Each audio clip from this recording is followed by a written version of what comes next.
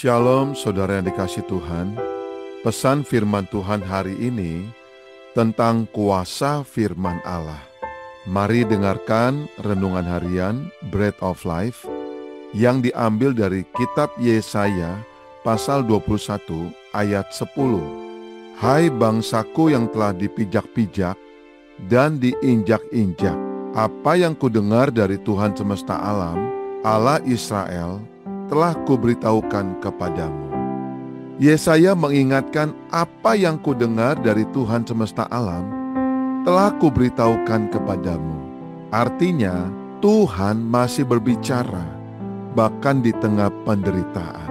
Ayat ini adalah bagian dari nubuat tentang kejatuhan Babel. Babel pada masa itu melambangkan kesombongan, kekuatan dunia, dan ketidakadilan. Dan pesan ini tentang pengharapan di balik penindasan atau penderitaan. Oleh karena itu, kita diajak Tuhan untuk merubah paradigma kita dari pandangan penderitaan, diinjak-injak orang, kesakitan, untuk mulai mendengar suara Tuhan, yaitu firman-Nya lah yang memiliki kuasa untuk membangun kembali apa yang telah hancur dalam kehidupan kita. Perhatikan beberapa poin ini. Yang pertama, Tuhan tahu ketika kita diperlakukan tidak adil. Hai bangsaku yang telah dipijak-pijak dan diinjak-injak. Tuhan tidak buta terhadap penderitaan umatnya.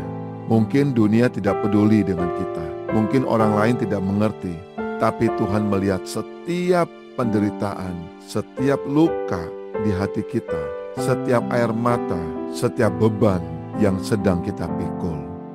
Poin yang kedua, penderitaan bukan akhir, tapi bagian dari pemurnian.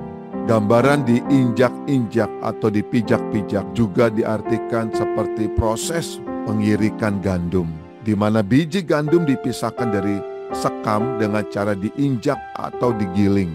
Artinya, penderitaan bisa menjadi alat Tuhan untuk memisahkan yang murni dan yang palsu dari dalam hidup kita. Dalam Maleakhi 3 ayat 3, Tuhan duduk seperti orang yang memurnikan dan membersihkan perak. Penderitaan membuat kita menyadari betapa kita membutuhkan Tuhan, membuat kita belajar berserah kepada Tuhan, dan membuat kita menemukan iman yang sejati, bukan sekedar kata-kata. Kadang Tuhan tidak segera mengangkat beban kita, karena Ia sedang memakai beban itu untuk membentuk hati kita. Poin ketiga, di tengah tekanan, suara Tuhan tetap ada. Apa yang telah kudengar dari Tuhan semesta alam Allah Israel, telah kuberitahukan kepadamu. Yesaya menunjukkan bahwa di tengah penderitaan yang begitu hebat, suara Tuhan tetap bisa kita dengar. Tuhan tidak diam. Ia berbicara lewat firman, lewat orang lain, atau lewat hamba Tuhan, lewat setiap peristiwa hidup yang kita alami. Pertanyaannya, apakah kita masih mau mendengar suara itu? Atau kita terlalu sibuk mengeluh? Mazmur 46 ayat 11, diamlah dan ketahuilah bahwa akulah Allah. Seorang pria tersesat di tengah badai salju.